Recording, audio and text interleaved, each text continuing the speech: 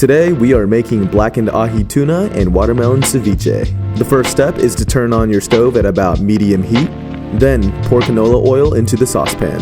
Add a pinch of kosher salt. Add a pinch of Creole seasoning. Cook the tuna for 1 minute on each side. Cook the edges as well for 1 minute.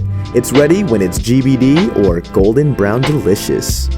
And while the tuna is sitting in a paper towel, drop the plantain chips in a medium-high heat pot filled with a canola olive oil blend.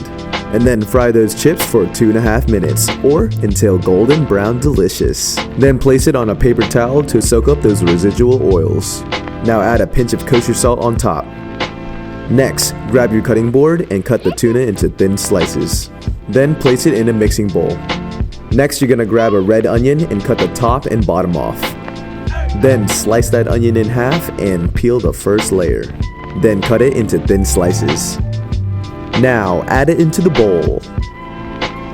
Now take 12 cilantro cuttings and separate the leaves from the big stems. Now bunch the cilantro together and chop it very thinly. Now take 1 cup of watermelon and chop into small pieces.